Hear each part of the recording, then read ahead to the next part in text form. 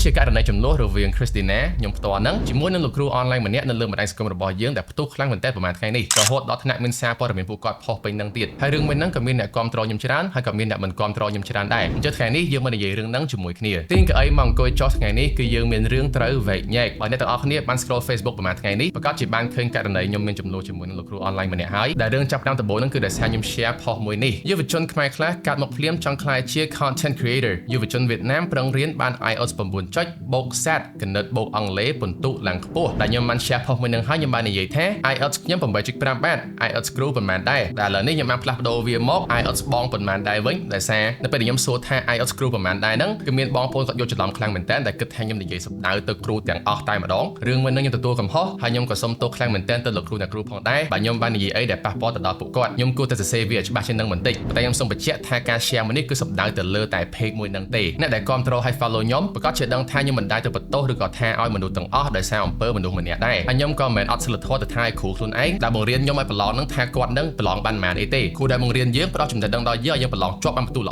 អហើយយើងទៅសួរអញ្ចឹងដាក់គាត់គឺវាខុសទាំងស្រុងតែម្ដងក្នុងករណីមួយនេះគឺខ្ញុំនិយាយសម្ដៅទៅលើតែ page នឹងមួយទេដែលអ្នកខ្លះច្រឡំថាគាត់នឹងគឺជាគ្រូរបស់ខ្ញុំទៀតដែលខ្ញុំមិនដែលស្គាល់គាត់ពីមុនមកតែម្ដងបូកទៅលើការញុះញង់របស់គាត់ឲ្យគ្រូផ្សេងៗពួកគាត់មានអារម្មណ៍ខឹងដែរតែគាត់បានផុសវីដេអូនិយាយថាខ្ញុំនឹងប្រមាថគ្រូបង្រៀននៅពេលដែលខ្ញុំសម្ដៅទៅលើគាត់តែមួយគត់ហើយខ្ញុំក៏អរគុណដល់លោកគ្រូអ្នកគ្រូផ្សេងៗផងដែរដែលពួកគាត់បានមើលធ្លុះនៃការញុះញង់មួយនេះតែគាត់បាននិយាយថាខ្ញុំគិតថាគាត់មិនបានមើលងាយគ្រូទូទាំងប្រទេសទេសូមកុំយកឈ្មោះគ្រូទូទាំងប្រទេសមកថោកជាមួយការឆ្លោះគ្នារបស់អ្នកខ្ញុំបានឃើញច្បាស់ថាគាត់ share ឈ្មោះលោកចំហើយក៏តតាំងជាមួយលោកតែម្នាក់ដែរចង់ឈ្នះគេសូមប្រើវិធីនិងឈ្មោះរបស់ខ្លួនឯងតែម្នាក់បានហើយខ្ញុំសូមអរគុណបងខ្លាំងមែនទែនដែលបានយល់អំពីអារម្មណ៍របស់ខ្ញុំអត់មានបំណងទៅថាឲ្យគ្រូទូទាំងប្រទេសទេខ្ញុំសន្តែទៅលើគាត់មួយពីព្រោះផុសរបស់គាត់ខ្ញុំមើលទៅគឺខុសឆ្គងខ្លាំងមែនទែនហើយខ្ញុំក៏ដឹងគុណហើយស្រឡាញ់គ្រូនីមួយៗរបស់ខ្ញុំផងដែរនៅខែនេះគឺថាយើងមានភ្ញៀវពិសេសមួយហើយខ្ញុំសប្បាយចិត្តខ្លាំងមែនទែនដែលគាត់បានចំណាយពេលវេលាដែលមានតម្លៃរបស់គាត់មកចូលរួមយើងក្នុងវីដេអូមួយនេះគេទាំងអស់គ្នាផ្ទះដែរមួយសម្រាប់លោកគ្រូ Terry Mr. Terry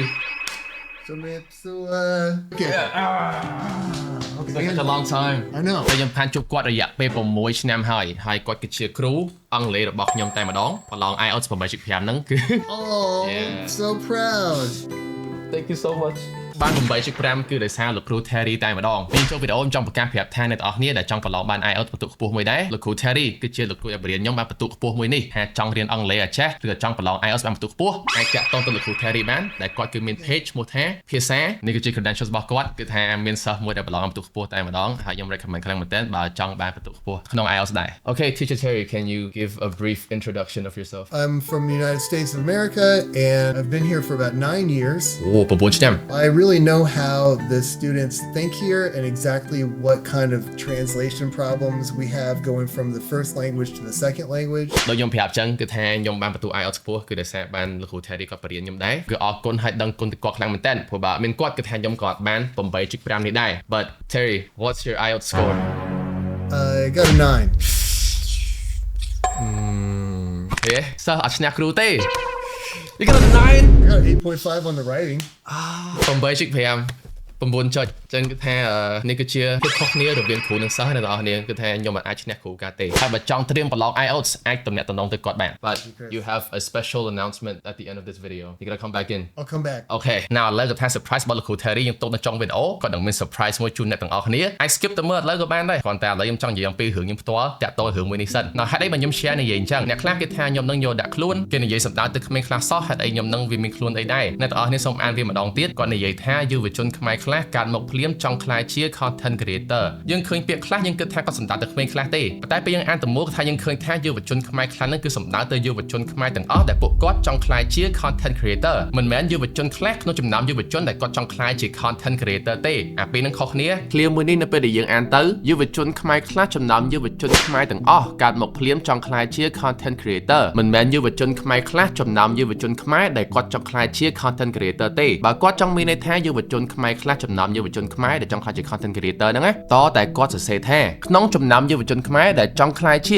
content creator មានខ្លះបានវាអត់សំដៅទៅយុវជនខ្មែរទាំងអស់ដែលចង់ក្លាយជា content creator ខ្ញុំចង់ឲ្យយើងយកនេះកន្លែងហ្នឹងបន្តិចសិនក្មេងធំឡើងចង់ធ្វើជា content creator នៅពេលដែលប្រទេសវៀតណាមទៅប្រឡងបាន IELTS 9 ចុចហើយនឹង SAT បន្ទុកពេញអីអញ្ចឹងទីមួយគឺថាគាត់ប្រៀបធៀបប្រទេសខ្មែរយើងទៅប្រទេសវៀតណាមអាហ្នឹងគឺវាខុសតែម្ដងប្រទេសគេធូរធារហើយមានធនធានច្រើនជាងយើងខ្លាំងមែនតើក្មេងៗរៀនសាលាទំនើបនៅពេលដែលក្មេងៗនៅខ្មែរយើងជួបរាល់ថ្ងៃនេះគឺថាពួកគាត់ ត្រូវធ្វើការដើម្បីផ្គប់ផ្គង់គ្រួសាររបស់គាត់ហើយរៀនក្នុងពេលតែមួយតែមួយចំនួនគឺអត់មានឱកាសដើម្បីប្រឡង IELTS ផងហើយនឹង SAT ដែលសារការប្រឡងពីរហ្នឹងគឺថ្លៃខ្លាំងមែនតើតែចូលរឿងទី2គឺថា IELTS គឺវារឿងមួយហើយមានអ្នកខ្លះប្រឡងមែននៅប្រទេសខ្មែរយើងប៉ុន្តែ SAT គឺតិចខ្លាំងមែនតើក្នុងចំណោមសិស្សប្រឡងរាល់ឆ្នាំ 145,000 នាក់មានសិស្សប្រហែល500នាក់ដែលពួកគាត់ប្រឡង SAT តិចជាង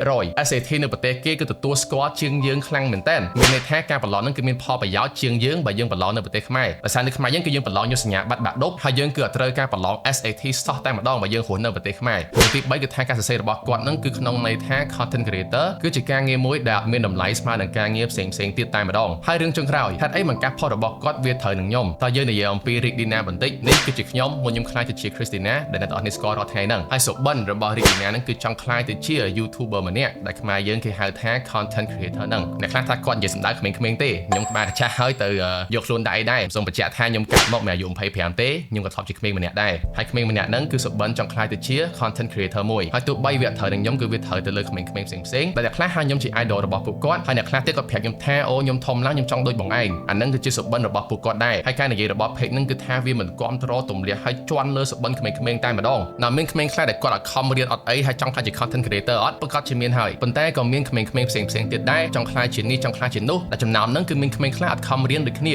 ាអ្វីដែលខ្ញុំចង់និយាយហ្នឹងគឺថាមិនជំរុញឲ្យក្មេងៗអត់ខំរៀនទេខ្ញុំគ្រាន់ចង់និយាយថាមិនថាខ្ញុំធ្វើការវិស័យណាទេដឹងតែមានសិស្សខំរៀនខ្លះហើយនឹងសិស្សមិនខំរៀនខ្លះកំហុសវាមិនមែនទៅលើសុបិនយើងចង់ខ្លាចជាគេទេគឺទៅលើក្មេងមួយហ្នឹងគាត់ខំរៀនអត់ហើយពេលខ្ញុំទៅក្មេងៗទាំងអស់គ្នាក៏ខ្ញុំជំរុញឲ្យពួកគាត់ខិតខំរៀនផងដែរព្រោះដូចខ្ញុំអញ្ចឹងគឺថាសប្តាហ៍ថ្ងៃខ្ញុំនៅរៀនបន្តឡើយទេព្រោះការសិក្សាគឺវាសំខាន់ខ្លាំងមែនតើទោះបីយើងធ្វើការនៅវិស័យណាក៏ដោយអញ្ចឹងទោះបីយើងធ្វើការវិស័យណាខ្ញុំតែងតែជំរុញឲ្យក្មេងៗខិតខំរៀនជានិច្ចប៉ុន្តែហេតុហ្នឹងហើយបើខ្ញុំលើក IELTS 8.5ខ្ញុំមកហ្នឹងព្រោះវាជាភ័ស្តុតាងមួយថានេះគឺជាលទ្ធផលនៃការរៀនរបស់ក្មេងម្នាក់ដែលសុបិនរបស់គាត់ចង់ខ្លាយទៅជា content creator នៅហេតុផលមួយទៀតដែលខ្ញុំអត់ទាន់ប្រាប់អ្នកនរគ្នាហ្នឹងគឺជាហេតុផលធំមួយដែរបានធ្វើឲ្យខ្ញុំ share ផុសមួយហ្នឹងព្រោះធម្មតាខ្ញុំអស់ម្លងហើយគឺដោយសារ page មួយហ្នឹងតែម្ដងនេះគឺមិនមែនលើកទី1របស់គាត់ទេដែលឆ្កឹះឆ្កៀលឲ្យមានការឆ្លោះគ្នាជាមួយគេឯងនៅលើបណ្ដាញសង្គមប្រហែលខែមុនគាត់ធ្លាប់ផុសឆ្កឹះឆ្កៀលទៅដល់ខាងវិស័យ e-sports និយាយឲ្យដំបូងមានក្នុងន័យជារបៀបឌឺដកហើយខ្ញុំឃើញ comment ជាច្រើនចាប់អារម្មណ៍រឿងហ្នឹងដែរអ្នកទាំងអស់នេះគ្រាន់មើលទៅលើវីដេអូគាត់មកលើខ្ញុំបន្ទាប់ហ្នឹងទៅថាគាត់បានយកវីដេអូមកខ្ញុំហើយគឺឌឺដងទៅលើអង់គ្លេសរបស់ខ្ញុំដាក់វីដេអូសើចទៅលើអង់គ្លេសរបស់ខ្ញុំនិយាយអីអញ្ចឹងដូចខ្ញុំនិយាយអញ្ចឹងគាត់ថាគាត់ផុសឆ្កឹះឆ្កៀលគេរក engagement ដើម្បីឲ្យអ្នកទាំងអស់គ្នាបង់លុយចូលរៀន Telegram group របស់គាត់ដាក់នៅលើ page ហ្នឹងតែម្ដងកាលមុនគឺឆ្កឹះឆ្កៀលឲ្យខាង e-sport ខឹងនៅប្រទេសធំៗខ្លះគេមិនគ្រប់គ្រង e-sport ទេដោយសារវាប៉ះពាល់ក្មេងៗលេងហ្គេមដាច់យប់អត់ទៅរៀនឬកិច្ចសាលា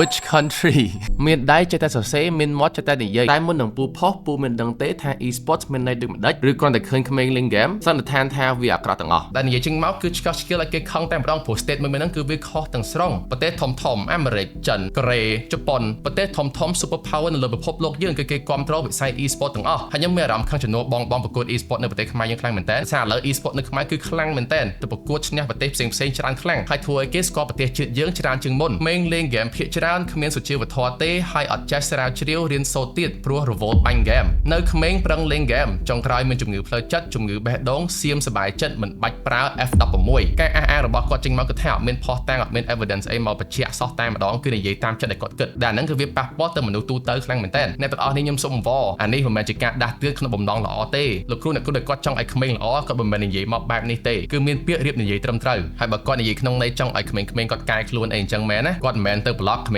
ងៗដែលពួកគាត់អត់យល់ស្របជាមួយនឹងផុសមួយហ្នឹងទេគាត់ block ខ្ញុំដែរហើយ page ខ្ញុំដែលសារខ្ញុំអត់យល់ស្របជាមួយគាត់ block ខ្ញុំដែរគាត់ block ខ្ញុំដែរគាត់ block ខ្ញុំដែរគាត់ block ទាំងអស់តែម្ដងដែលអត់យល់ស្របជាមួយគាត់ទុកតាណាគេដែលយល់ស្របជាមួយគាត់ទេអ្នកយល់ស្របជាមួយគាត់ហ្នឹងគឺគេធ្វើតាមគាត់ស្រាប់ហើយអ្នកដែលគាត់ត្រូវកែប្រែអ្នកដែលគាត់ត្រូវធ្វើឲ្យល្អជាងមុនហ្នឹងគឺមនុស្សដែលគាត់ block ហ្នឹងហើយអញ្ចឹងគាត់ block គេធ្វើអីដោយសារអ្នកអត់យល់ស្របហ្នឹងគឺថាមិនបង់លុយចូល Telegram របស់គាត់ទេតើអ្នកយល់ស្របមិនគេបង់លុយចូលហើយមកដល់ឥឡូវនេះគឺថាគាត់នៅឆ្កឹះឆ្កៀលរឿង content creator ហ្នឹងឡើយទេក្បួនបោក follower ដើម្បីបានទៅលេងជប៉ុនអញ្ចឹងគាត់ចង់និយាយថាខ្ញុំហ្នឹងគឺបោកយក follower ដើម្បីបានទៅលេងប្រទេសជប៉ុនគេមក follow ខ្ញុំគឺដោយសារគេចង់ឃើញខ្ញុំទៅថតវីដេអូឲ្យគេមើលនៅប្រទេសជប៉ុនហើយខ្ញុំទៅប្រទេសជប៉ុនហ្នឹងក៏បានទិញកាដូជូន follower របស់ខ្ញុំមួយដែរ content ចែកលុយឲ្យ follower content ចែករបស់ឲ្យ follower ឥឡូវខ្ញុំឲ្យ iPad មួយនេះ content ជួយលោកតាជួយក្មេងៗ content វែកញែកការសង្គ្រាមជាមួយថៃហ្នឹងខ្ញុំធ្វើជាភាសាអង់គ្លេសទៀត content សប្បាយៗក៏ខ្ញុំធ្វើដែរខ្ញុំធ្វើទាំងអស់តែម្ដងគឺអ្វីដែលគេហៅថា entertainment យើងមិនមែនតែមើលរឿង Spider-Man ដើម្បីប្រឡងឲ្យបានបន្ទុកខ្ពស់ជាងមុន ទេបើចង់បានផលប្រយោជន៍ទៅមើលការវែកញែករបស់ខ្ញុំទៅលើរឿងមានប្រយោជន៍ខ្ញុំធ្វើអស់លេងហើយដូចខ្ញុំនិយាយចឹងគាត់ថាគាត់ឆ្កឹះឆ្កឹះឲ្យមានចំនួននៅលើបណ្ដាញសង្គមព្រោះមិនមានខ្ញុំមួយទេដែលបាន